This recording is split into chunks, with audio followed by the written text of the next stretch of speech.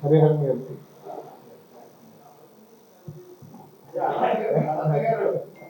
రామచంద్ర ప్రభు గారికి కూడా ప్రకాశంతో అది important. Local for local.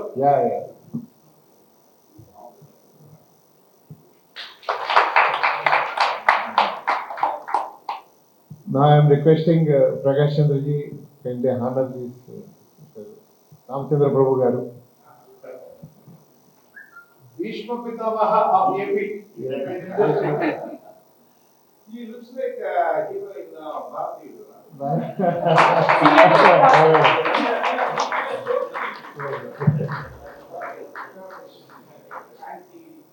India.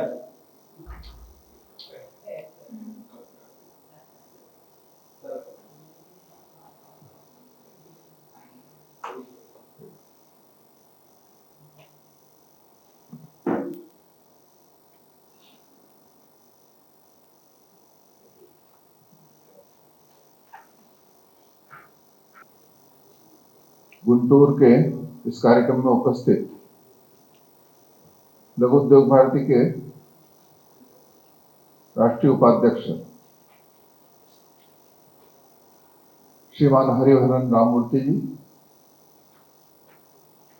National working committee में मेरे साथी श्री कृष्ण बालाजी,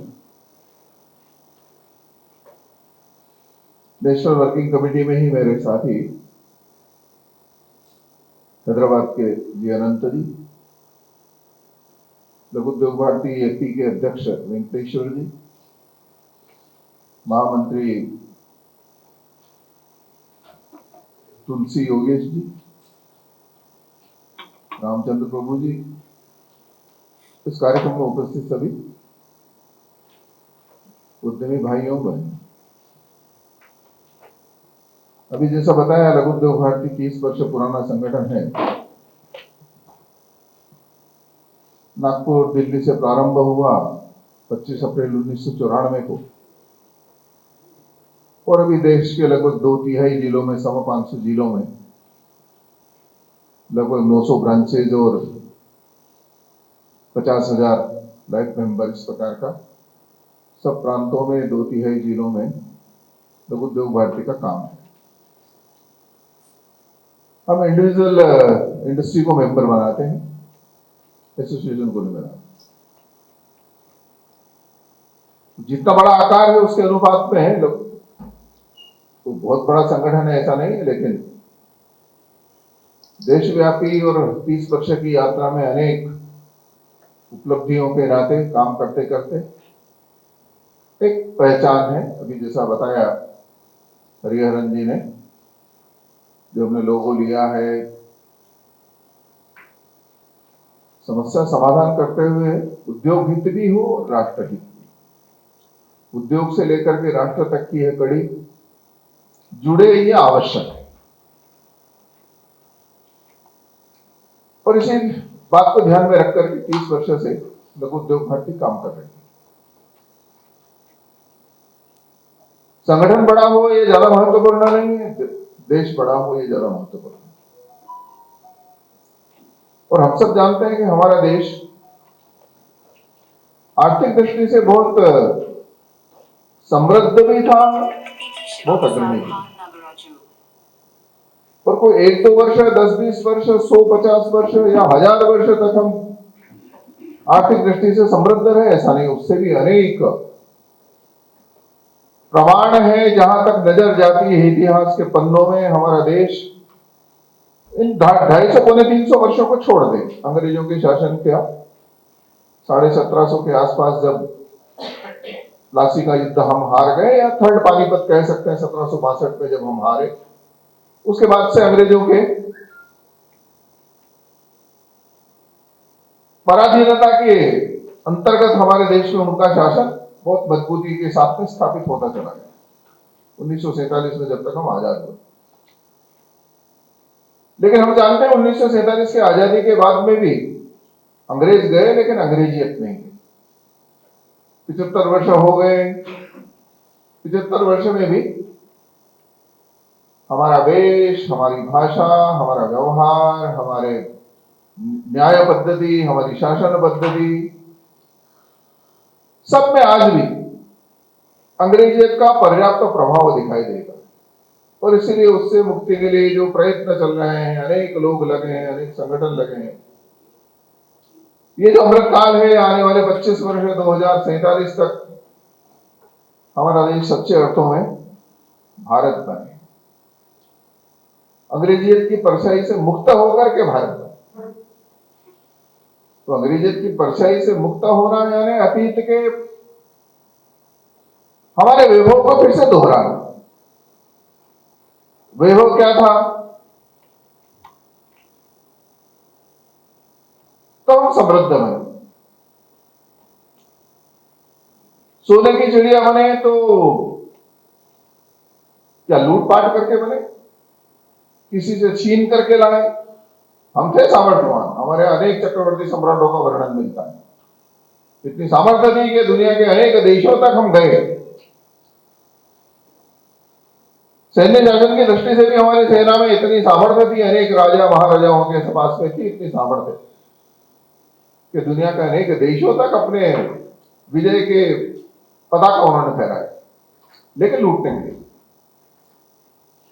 बहुत ज्यादा अन्याय अत्याचार कहीं हुआ तो उससे मुक्ति दिलाने के लिए संपूर्ण दुनिया को उसके लिए प्रयत्न प्रयास है।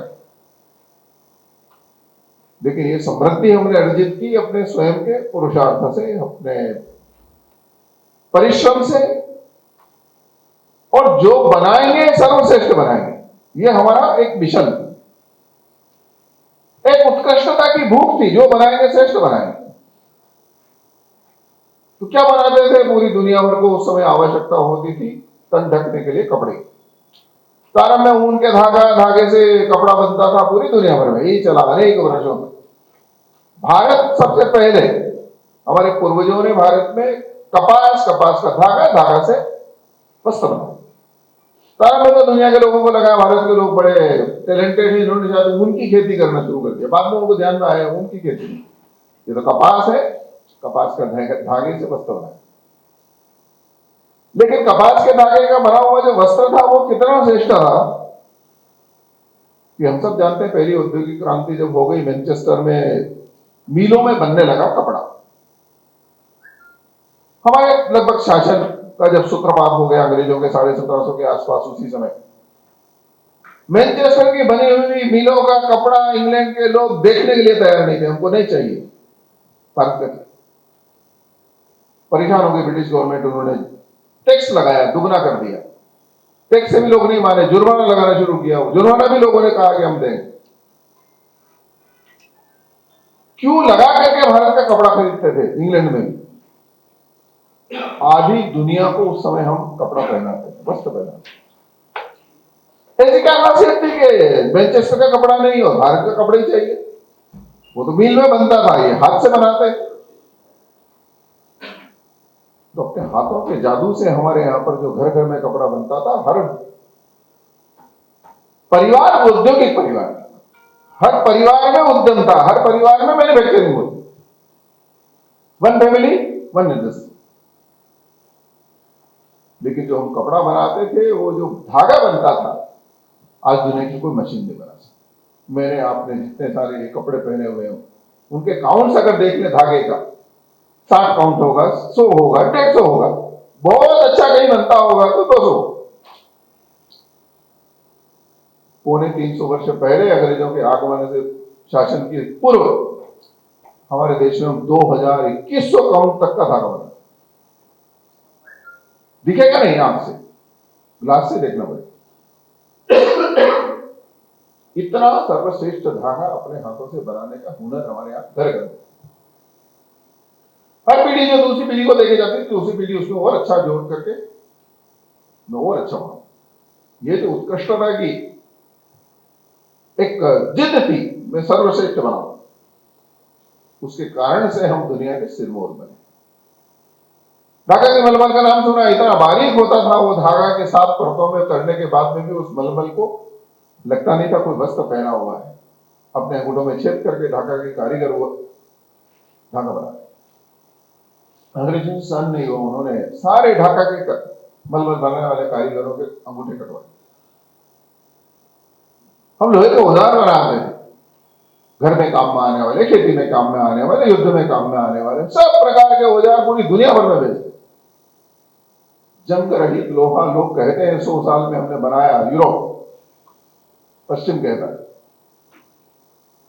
कभी जाए दिल्ली में तो जो मेहरौली में लोह स्तंभ है, लगभग 30 फीट ऊंचा, 30 फीट नीचा, इस प्रकार का एलो, इतना बड़ा एलो है, कम से कम 1500 वर्ष पुराना है, बिल्कुल खुले आसमान के नीचे। कभी जंग लगा,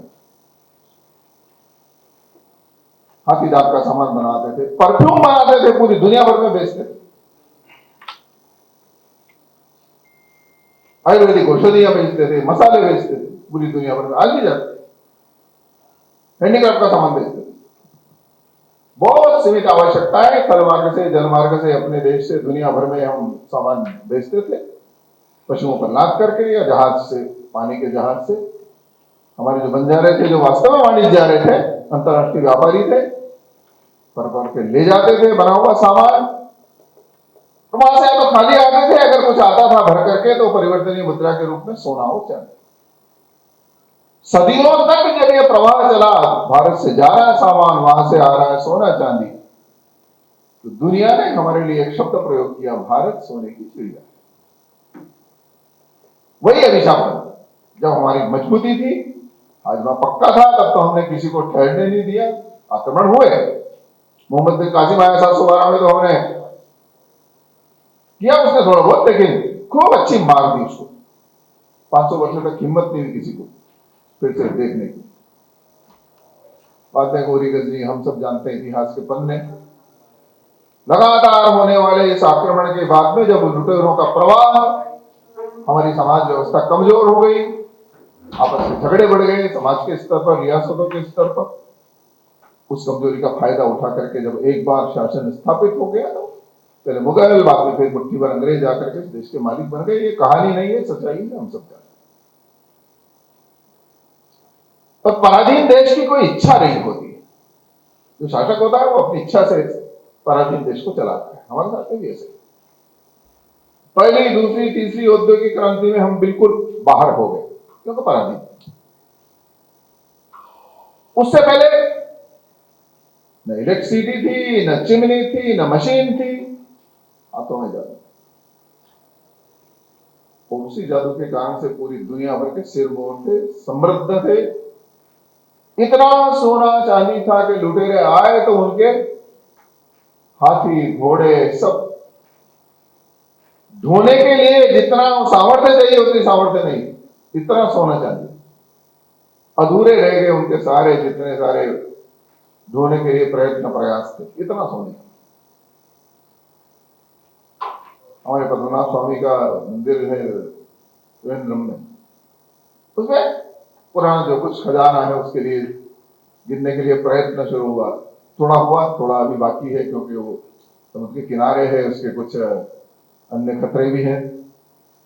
कितनी संपदा है, एक मंदिर में अगर इतना धन है तो बाकी मंदिरों में था नहीं, क्या था? लूट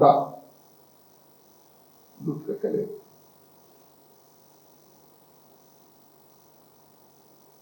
तो हमारे निर्माण की यह प्रक्रिया, हमारे देश को सौभाग्य था, हर घर में होने वाला निर्माण, उस निर्माण के आधार पर हम बने समृद्ध। लेकिन जो निर्माण किया वो कुछ भी बना के बेच दिया, मिलावट, ये वो ऐसा हमारा स्वभाव नहीं। अभी जो दिखता है सब कुछ ये मिलाया, वो उसमें दूध में भी, इसमें भी, उसमें भी, मसाले में भी है, ये दृश्य, ये हमारा मूल स्वभाव है। ये मिलावट है, ये शिक्षा का परिणाम है। अंग्रेजों ने जो हमको सिखाया, उस अंग्रेजों की शिक्षा के फलस्वरूप जो पूरी दुनिया भर को अपना परिवार मान करके सबके कल्याण का काम करने वाले पूर्वजों की हम संतान हैं। वसुधैव कुटुंबकम या प्रणवंतो विश्वमार्यम, ये बोला नहीं, व्यवहार में अपना करके पूरी दुनिया भर का मन जीता, सबको रहना, खाना, पीना सब कुछ सिखाया, संस्कार दिए। उन पूर्वजों की संतान हम, मैं और मेरा परिवार, इसी में सारा संसार। छोटा मन हो गया। सर्वे भवन्तु सुखिनः की बात करते हैं, सभी सुखी हों, तो केवल गुंटूर के सुखी हो, या आंध्र प्रदेश के सुखी हो, या भारत के सुखी हो, या पूरी दुनिया के सुखी हो, या संपूर्ण ब्रह्मांड में और भी कहीं अगर सृष्टि है तो वो भी सुखी, केवल मनुष्य सुखी हो या बाकी सब जीव जगत सुखी हो, सब सुखी। इतना उदार मन, बड़ा रम मन रख करके चलने वाला हमारा समाज, हमारे पूर्वजों की जो ये विरासत है, उसको भूल करके आज व्यवहार में क्या हो गया, तो अहम भवन्तु सुखिनः, केवल मैं सुखी हूं। बहुत अच्छा है, मैं पूछता हूं कई बार, कैसा है घर परिवार? बहुत अच्छा है, खूब अच्छा है, अपना खुद का मकान है, अच्छी इंडस्ट्री चलती है, खूब समृद्धि है, बेटे बहू हैं, बाकी सब बहुत अच्छे हैं, शिक्षित हैं, संस्कारित हैं, स्वस्थ हैं। तकलीफ क्या है? बस थोड़ी सी तकलीफ है, पड़ोसी मेरे से ज्यादा सुखी है। अब भैया पड़ोसी सुखी है तो हमारे यहाँ ये तो हमने सुना है, पर पीड़ा सम नहीं है दवाएं, दूसरों की पीड़ा हम नहीं देख सकते, ये हमारा स्वभाव। प्रत्येक जीव के कहीं कष्ट है तो मेरा कष्ट है, ऐसा हमारा सदैव से संस्कार। इसीलिए पशु पक्षी चींटी तक को भी दाना देना दे करके खिला करके उसके भी योगक्षेम की व्यवस्था हम करते हैं, ये हमारा स्वभाव, हमारे संस्कार। तो पड़ोसी का सुख नहीं देखा जाता, अगर ऐसा है तो फिर तो हम पूरे दुखियों का सारा संसार बन गए। निर्माण में भी दिक्कत आती, अभी चला विषय टेक्नोलॉजी का अपग्रेडेशन आवश्यक, हम करते थे, हमारा स्वभाव रहा। जब पूरी दुनिया भर में कहीं कोई सोचता भी नहीं था, वहां तक हम सोचते थे, जाते भी, बनाते भी। लेकिन पहली, दूसरी, तीसरी औद्योगिक क्रांति के में कुछ परिस्थितियां बदली।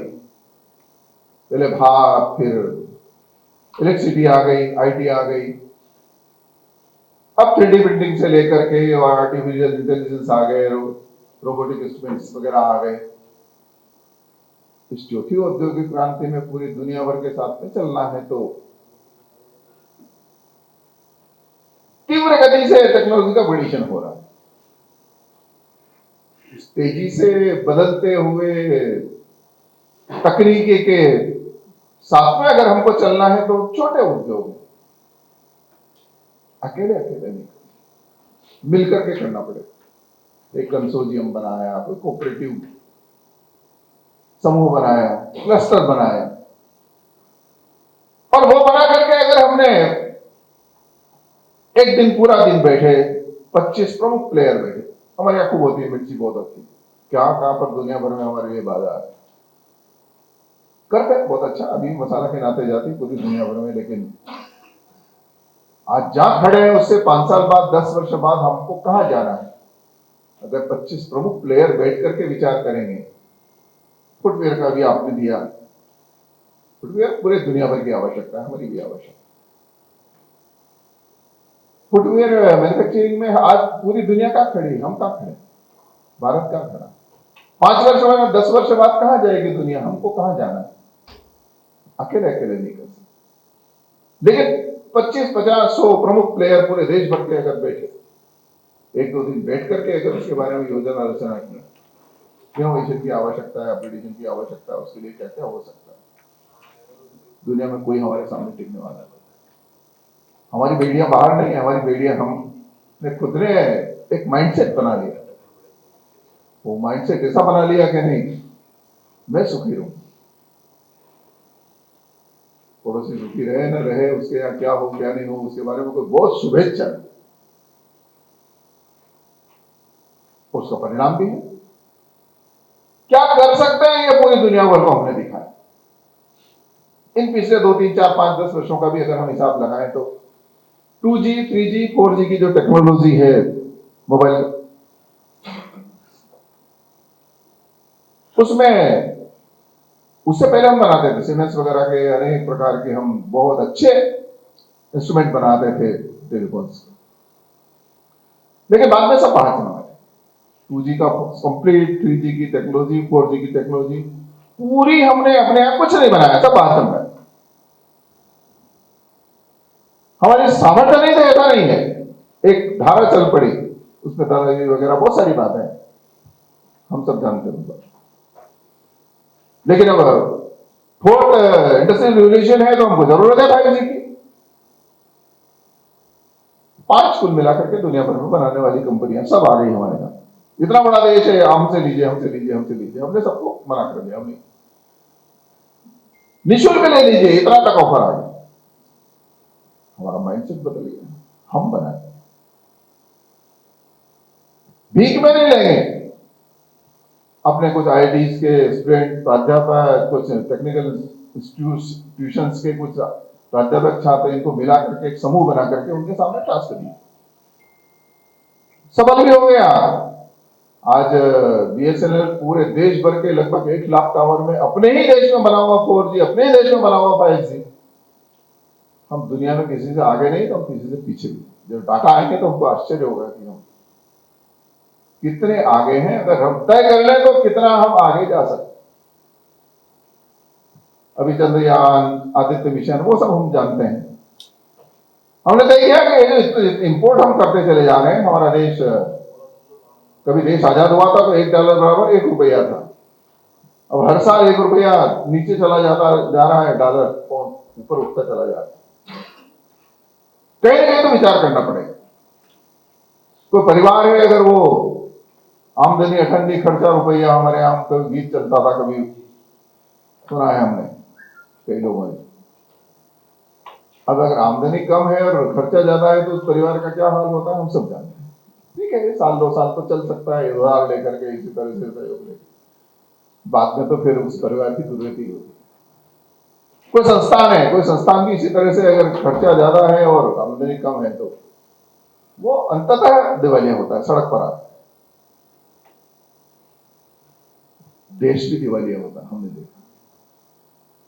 किसी देश की अगर कुल मिलाकर के इनकम कम है, तो खर्चे ज्यादा हो गए, तो श्रीलंका का हाल हमने देखा, पाकिस्तान का हाल हमने देखा, नेपाल उसी रास्ते पर जा रहा है। अनेक देश तबाह होते हुए देश की दिवालिया हो। हमने हमारे यहां पर भी सोना वगैरह गिरवे रखने के उदाहरण हमने उसी रास्ते पे चलते तो शायद पता नहीं क्या होता।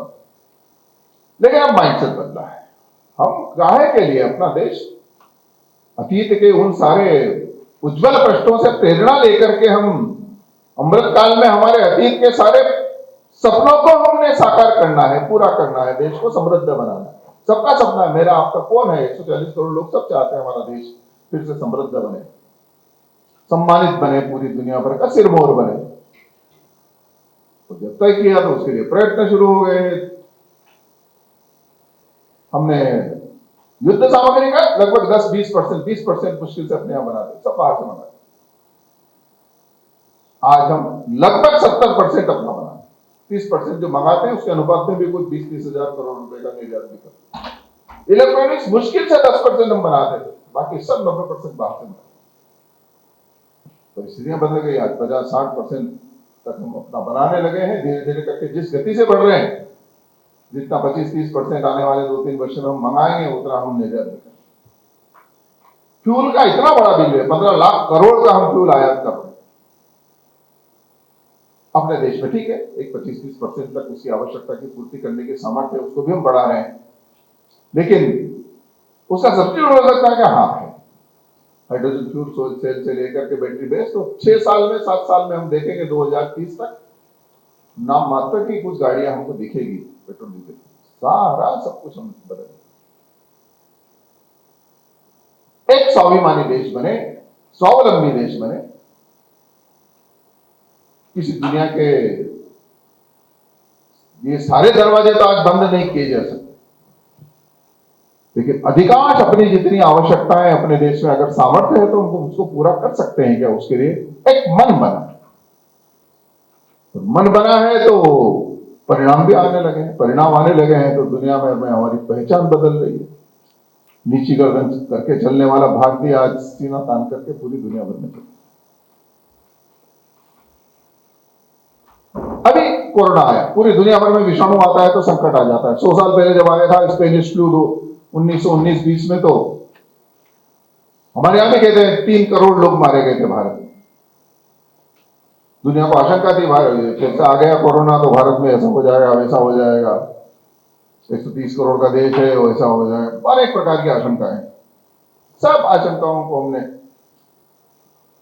निरस्त करके पीपी किट की आवश्यकता थी बनाए, बहुत अच्छे मास्क की आवश्यकता थी सस्ते भी बनाए अच्छे भी बनाए, वेंटिलेटर की आवश्यकता थी सस्ते भी बनाए अच्छे बनाए, और सबसे बड़ा जो प्रभावी साधन है वैक्सीन। वैक्सीन दुनिया में जितनी सारी चली हमने सबके नाम सुने हैं, कोई स्पुतनिक आई रशिया की, कोई मॉडर्ना आई, कोई फाइजर आई अमेरिका की,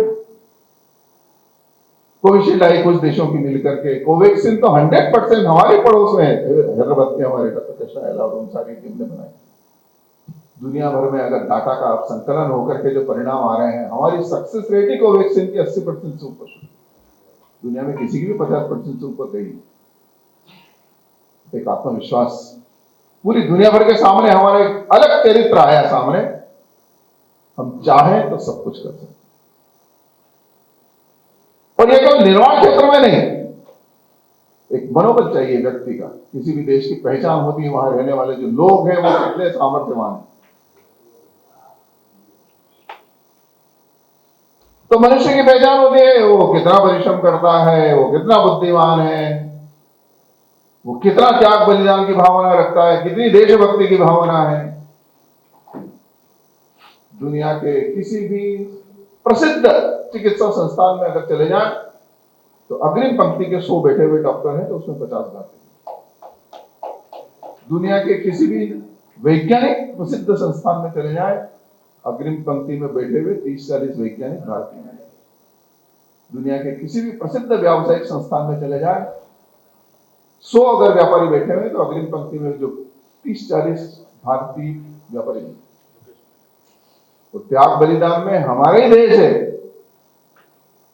जो आजादी के बाद से चलने वाला निरंतर संघर्ष जो हमने लड़ा जम्मू कश्मीर में, अब तो धीरे धीरे उस सारे दुखद अध्याय से हम मुक्त होते चले जा रहे हैं।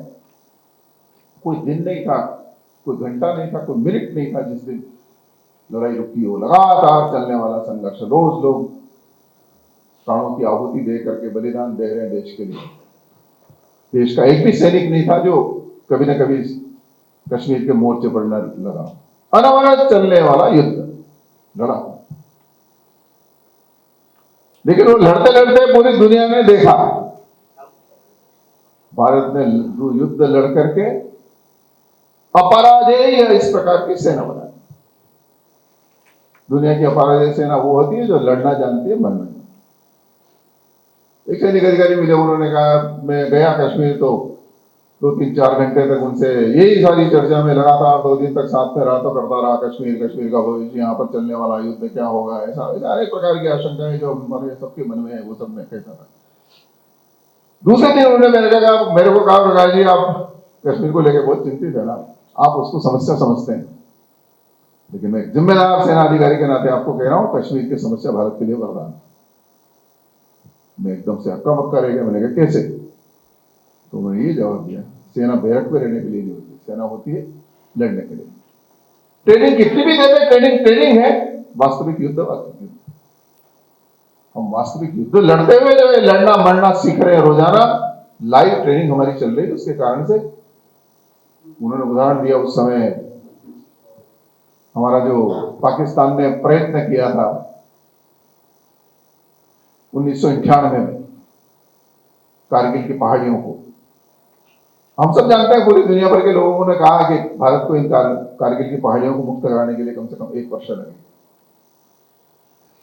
-30 में एकदम से जाना किसी के लिए संभव नहीं था, लेकिन हमने देखा, पूरी दुनिया ने भी देखा, 1 महीने में हमने सारी कारगिल की पहाड़ियों को पाकिस्तान के उन सारे वास्तव में सैनिक ही थे, घुसपैठिए काय के थे, उनसे मुक्त करवा करके और घुटने के बल पर पाकिस्तान को लाने के लिए मजबूर कर। अभी भी देखा हमने चीन के बारे में जो कहते हैं कि कोई उससे लड़े नहीं, वो ड्रैगन है, वो कुछ भी लात मारे चुपचाप सहन कर लो। पहले डोकलाम में हुआ, फिर बाद में गलवान में हुआ, पेंगोंग में हुआ। पूरी दुनिया भर में कोई सामने खड़ा होता नहीं, लेकिन आज स्थिति उल्टी हो गई। भारत के सामने खड़ा होने से पहले चीन के सैनिक 10 बार सोचते हैं। वो लड़े नहीं, 65 साल हो गए उनको। जानते नहीं लड़ना, मरना नहीं जानते, और जो लड़ना मरना नहीं जानते वो लड़ नहीं सकते। तो वीरता, परिश्रम, प्रतिभा, संख्या बल, युवा शक्ति, कितने सारे आयाम हैं। हमारी आबादी 140 करोड़ की बोझ नहीं, गुण संपन्न जनशक्ति है। और दूसरा होता है किसी भी देश का सामर्थ्य, उसके पास संसाधन कितने हैं। भगवान ने जितनी हमारे देश के ऊपर कृपा की है, अभी थोड़ा सा विमान वगैरह इसके कारण से थोड़ी सीमाओं को लांघना सरल हो गया। हिमालय हमारी हजारों वर्षों तक रक्षा करता था। एक खेबर का दर्रा छोड़ दे तो वहां से आगमन कहीं शुरू हुआ, बाद में नीचे 3 और महासागर, एक तरह से पूरा देश जैसे भगवान ने एकदम सुरक्षित करके रखा प्रकृति ने वाला। हिमालय 12 महीने में बहने वाली नदियां जो जल देती है, 19 करोड़ हेक्टेयर जमीन जहां कृषि हो सकती है, खेती हो सकती है, केवल भारत में, दुनिया में कहीं पर नहीं। सारी नदियों को जोड़ने का कार्यक्रम चला था, एक बार अगर वो हो जाए तो अभी हम 6 करोड़ हेक्टेयर में सिंचाई कर पाते हैं। नेशनल रिवर ग्रिड बन जाए तो हम 14 करोड़ हेक्टेयर जमीन को सिंचित कर सकते, पूरी दुनिया भर को हम खिला सकते। कितना दिया प्रकृति ने, शायद दुनिया में किसी को ऐसा सौभाग्य प्राप्त नहीं। 98 में जब हमने पोखरण सेकंड किया तो उसके बाद में प्रतिबंध लगा दिया हमने, किसी के आगे हम गिड़गिड़ाए नहीं। अटल जी थे वो प्रधानमंत्री, उन्होंने कहा ठीक है आपने लगाया, ठीक है कोई दिक्कत। 1 साल में आते आते आते उनकी हालत खराब होने लगी। इतना बड़ा देश का बाजार हमारे हाथ से निकल रहा है, एक एक करके वही उठाते चले गए, अपना हम चला लेंगे काम हमारा। तो गुण संपन्न जनशक्ति, प्राकृतिक संसाधन, उन दोनों के कारण से हमारे देश की हजारों वर्षों की जो ये आर्थिक संपन्नता की कहानी है, वो केवल आर्थिक संपन्नता नहीं, सामाजिक संपन्नता भी। हम केवल सोने की चिड़िया थे ऐसा नहीं, हम विश्व गुरु भी। लक्ष्मी जी और सरस्वती दोनों साथ साथ में चलती है, ऐसा कहते हैं। जहां लक्ष्मी होती है सरस्वती थोड़ा बाजू हो जाती है, जहां सरस्वती का प्रभाव ज्यादा होता है लक्ष्मी जी बाजू हो जाती है। हमारा देश तो भगवान का प्रिय देश है, खुद ही आए जहां पर। और इसीलिए गायंती देवा अखिल गीत कहानी धन्यास्तु भारत भूमि भागे, देवता भी जहां जन्म लेके लिए तरसते हैं। ऐसा जो अपना देश है उसको हजारों वर्षों तक मां सरस्वती भी, मां लक्ष्मी भी, दोनों का आशीर्वाद है। हजारों वर्षों तक हम विश्व गुरु के नाते कहीं ना कहीं कहलाते थे कि ज्ञान का एक तरह से केंद्र है भारत, और समृद्धि की दृष्टि से सोने की चिड़िया है, समृद्ध है। कोई नालंदा, कोई तक्षशिला। नालंदा के बारे में कहते हैं जब बख्तियार खिलजी ने आग लगाई वहां के पुस्तकालय में, 3 लाख पुस्तकें 6 महीने तक जलती रही। कितना संग्रह होगा, एक एक विश्वविद्यालय में इतना संग्रह। पराधीनता के इस लंबे कालखंड में सब कुछ लुट गया, लेकिन आज जो बचा है उससे भी दुनिया अचंभित है। सब कुछ दुनिया भर को अंधी गली से निकालने की सामर्थ्य किसी में है तो भारत में है, ऐसा लोग कहते। इसलिए देखते हैं, बहुत आशा बड़ी नजर से हमारी होती है। एक छोटा बेटे हमारे सामान्य व्यक्ति या कोई बहुत श्रेष्ठ साधु संत वो भी जाते हैं तो दुनिया के लोग पीछे पीछे सुनना शुरू कर देते, इनसे मिलेगा रास्ता। लेकिन आज के इस परिवेश में 2024 में जब हम बात करते हैं तो जैसा मैंने कहा कि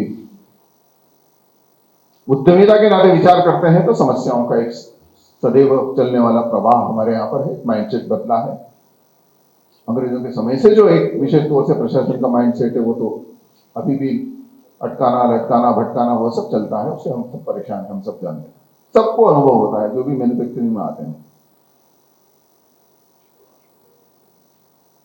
जनप्रतिनिधियों का उनका जरूर सब माइंडसेट धीरे धीरे बदल रहा है। आप और हमारा जैसा है कि एक अच्छा इंडस्ट्री फ्रेंडली वायुमंडल बने, इस प्रकार का प्रयत्न प्रयास सब स्तरों पर, कम ज्यादा लेकिन सब जगह चल रहा है। उनके समाधान के लिए चलने वाले प्रयत्न प्रयास भिन्न भिन्न संगठन सबकी अपना महत्व है। प्रोडक्ट वाइज जो ऑर्गेनाइजेशन उनका भी महत्व है, डिस्ट्रिक्ट वाइज है उनका भी महत्व है, इंडस्ट्री एरिया वाइज है उनका भी महत्व है, स्टेट वाइज है उनका भी महत्व है। लेकिन एक अम्ब्रेला संगठन के लाइन लघु उद्योग भारती सबका संयोजन करते हुए किसी से ईर्ष्या, कोई प्रतियोगिता नहीं, देश का जो औद्योगिक परिवेश है बदले, औद्योगिक संगठनों, औद्योगिक इकाइयों के लिए अनुकूल इस प्रकार के अवसर बने। उनकी सारी प्रतिभा, क्षमता, योग्यता, समय केवल औपचारिकताएं पूरे करने के लिए नहीं लगे, इनोवेशन के लिए लगे, श्रेष्ठतम उत्पाद के लिए लगे। पूरी दुनिया भर में हमारे लिए कौन कहां पर जगह है हमारे उत्पाद के लिए, उसका अन्वेषण करने के लिए लगे। न्यूनतम लागत पर हम बना सके, इसके लिए क्या क्या प्रयोग कर सकते हैं, उसके लिए लगे। और ये सब करने के लिए अकेले अकेले नहीं कर सकते। इन चुनौतियों का सामना करना है तो फिर उसके लिए समस्या समाधान के लिए लगातार चलने वाले प्रयत्न, उसके लिए एक छोटी सी पर्ची भी कहीं से आती है तो उसके लिए हम प्रयत्न करते हैं। BIS वगैरह तो आपने दिया तो आपको ध्यान में होगा, हम लगातार उसके लिए प्रयत्न प्रयास करते रहे जब से प्रश्न आए। लेकिन उद्यमियों के स्तर पर जो मिलकर के काम करने का स्वभाव हमारा छूट गया, वो बड़ी चुनौती। मैं जाता हूं मोरवी में टाइल्स निर्माण का बड़ा हब है, हम सब जानते हैं। लेकिन इतना आपस में एकता है, 1000 यूनिट होंगी, अपने पूरे देश भर की आवश्यकताओं को भी पूरा करते हैं, क्वालिटी के नाते किसी की कमी नहीं है। बाहर की कोई टाइल्स आपको कहीं दिखी नहीं होगी। तो दुनिया भर में भी कोई 12, 13, 15 हजार करोड़ का हर साल निर्यात करते हैं। लेकिन उनकी जिद है, कोई भी अगर टाइल्स निर्माण की टेक्नोलॉजी पूरी दुनिया भर में कहीं नहीं आएगी तो सबसे पहले मोदी। कोई बैरियर्स नहीं, आप कहीं भी किसी फैक्ट्री में जा सकते हैं, कोई खुले हुए सबके लिए दरवाजे। आपस में इतना कोऑपरेशन है कि बैंक कतार लगा करके खड़े रहते हैं, कोई एनपीए नहीं। आपस के सहयोग, आपस की सहकारिता, आपस के विश्वास, सहारे से सामर्थ्य है। अगर मैन्युफैक्चरिंग में हम पूरी दुनिया भर के हजारों वर्षों तक,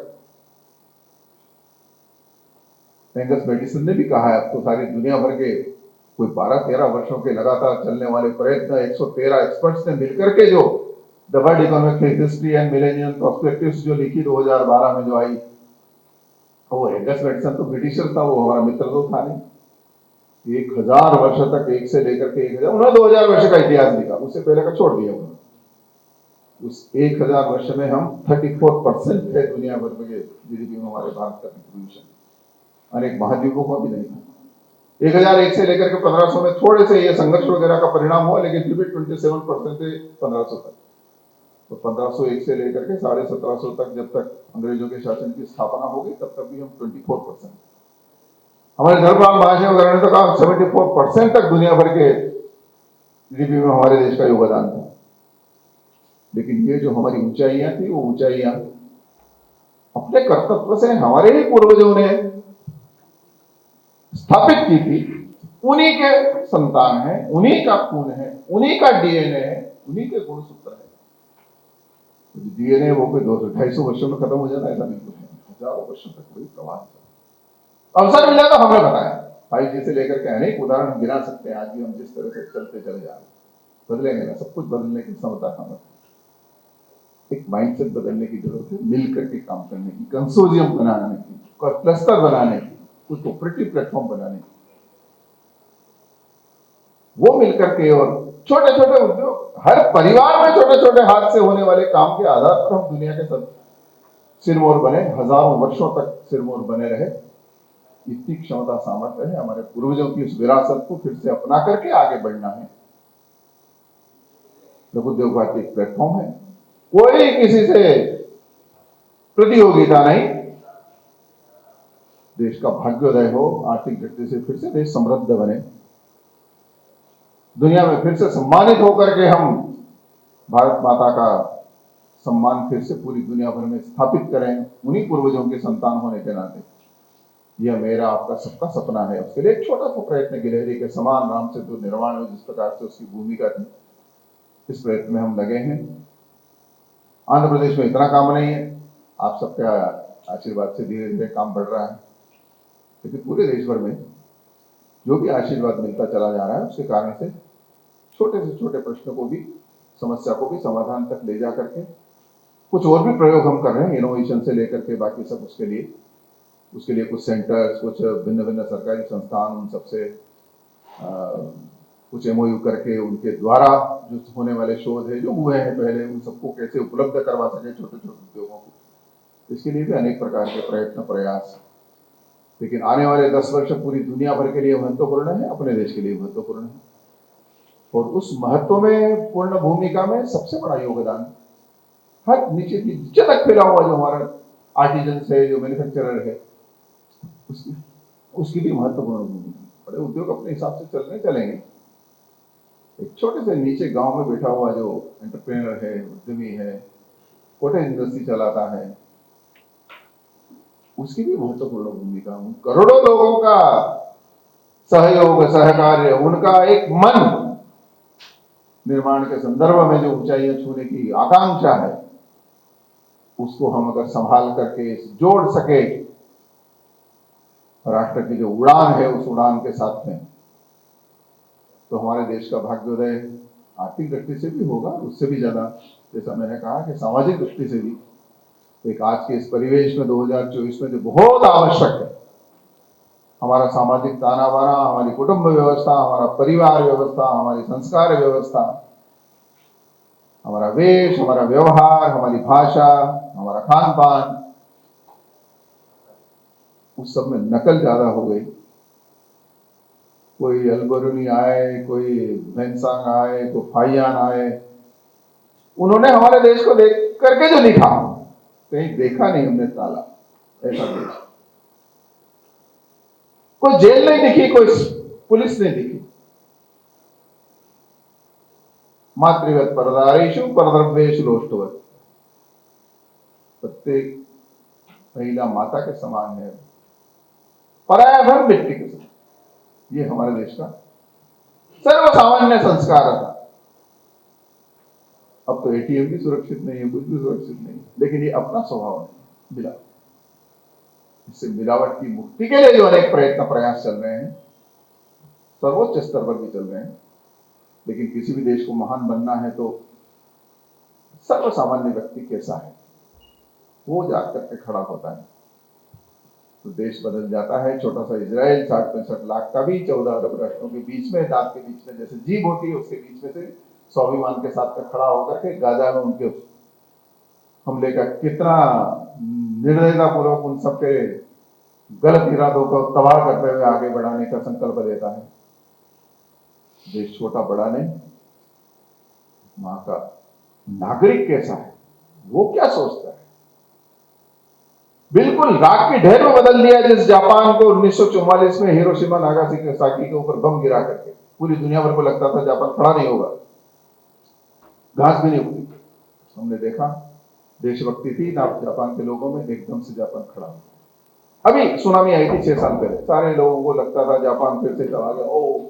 वो फुकुशिमा में जो जितनी लहरें उठती थी कि वो किसी भी बड़ी से बड़ी मंजिल की छत तक पहुंच गई गाड़ियां, इतना भयंकर तूफान। लगेंगे 10 साल, 6 महीने में वापस पटरी पर आ गया था। लोग कैसे, हमारे देश को सौभाग्य है, हमारे यहाँ और कोई समस्या नहीं है, एक माइंडसेट बदलने की समस्या है। एक आर्थिक प्रयत्न, समृद्धि आएगी, लेकिन समृद्धि के साथ संस्कार है। लक्ष्मी जी आए, सरस्वती जी, वो भी एक चुनौती। समृद्धि आएगी, उसको कोई रोक नहीं सकता। $3 ट्रिलियन आज $4 ट्रिलियन पर है, 3 साल बाद तीसरी बड़ी अर्थव्यवस्था बनेगी, कोई रोक नहीं सकता। 2047 तक शायद सिर्फ और बने, लेकिन वो हमारा मंजिल नहीं। हजारों वर्षों तक हम इतनी ऊंचाइयों पर रहे, समृद्धि भी आए, संस्कार भी आए, दोनों चुनौतियों को हम समझते हुए आने वाले 10 वर्ष 20 वर्ष और 2047 तक तो सारी दुनिया के लिए, अपने देश के लिए तो सब प्रकार के जो अतीत के सपने हैं, हमारे पूर्वजों ने जो संघर्ष किए, सपने देखे, उन सबको पूरा करने का एक कालखंड है, जिसमें मिल करके काम करना, सामूहिकता के साथ में काम करना, ये ज्यादा महत्वपूर्ण है। उस सबका विचार करें। इतना ही आप सबके चरणों में विनती करते हुए अपनी बात पूरी करता हूं। धन्यवाद।